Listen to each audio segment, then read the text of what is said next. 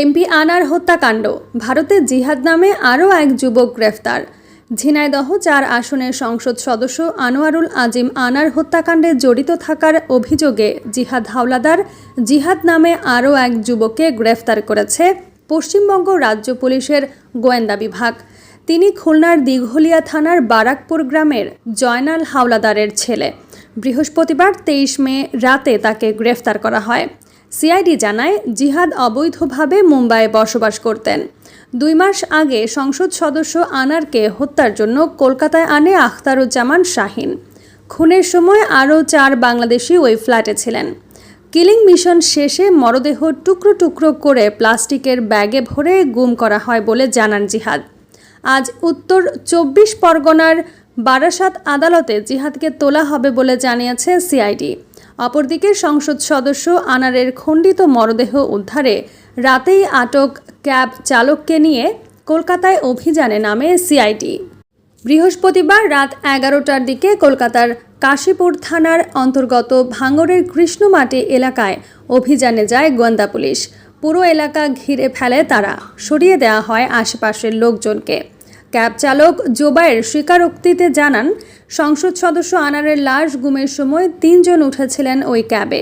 এরপর নানা পরিকল্পনা করে মরদেহ ফেলা হয় কৃষ্ণমাটি এলাকায়। মরদেহ গুম করতে ব্যবহৃত সাদা রঙের ওই গাড়ি জব্দ করে পশ্চিমবঙ্গ পুলিশ। এদিকে ঝিনাইদহ ৪ আসনের সংসদ সদস্য আনোয়ারুল আজিম আনার হত্যাকাণ্ড তদন্তে বৃহস্পতিবার বিকেলে ভারতীয় পুলিশের ৪ সদস্য ঢাকায় এসে পৌঁছান। ঢাকায় ভারতীয় দূতাবাস হয়ে তারা ঢাকা মহানগর পুলিশের সদর দফতরে যান এবং সেখানে বৈঠক করেন। এরপর সন্ধ্যায় ডিবি কার্যালয়ে যান। পরে ব্রিফিংয়ে আনার হত্যাকাণ্ড নিয়ে ভারতের ইন্টেলিজেন্স ব্রাঞ্চের অফিসার সহ ৪ ভারতীয় পুলিশের সঙ্গে তথ্য আদান প্রদান হয়েছে বলে জানিয়েছেন ঢাকা মহানগর গোয়েন্দা পুলিশের অতিরিক্ত police commissioner Mohammad Harun or Rashid. Bangladesh এবং ভারতের আর কেউ এমপি আনার হত্যাকাণ্ডে জড়িত কিনা এমন প্রশ্নে হারুন বলেন, এ ব্যাপারে তদন্তের পর বলা যাবে। গোয়েন্দা সূত্র জানায়, আলোচিত এই ঘটনাটি তদন্তে গোয়েন্দা পুলিশের ৩ সদস্যের একটি প্রতিনিধি দলও শিগগির কলকাতায় যাবে। তারা ঘটনাস্থল পরিদর্শন সহ ভারতীয় পুলিশের কাছে আটক হওয়া আসামিদের জিজ্ঞাসাবাদ করবে।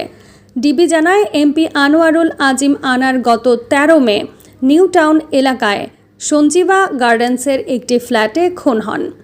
পরে তার মরদেহ থেকে হাড্ডি ও মাংস ছাড়িয়ে কয়েকটি ট্রলি ব্যাগে করে সরিয়ে ফেলা হয়। চিকিৎসার কথা বলে ১২ মে চুয়াডাঙ্গার দর্শনা সীমান্ত দিয়ে কলকাতায় যান এমপি আনার। পরদিন ১৩ মে কৌশলে এমপি আনারকে নিউ টাউনের সেই ফ্ল্যাটে ডেকে নিয়ে যান হত্যাকারীরা।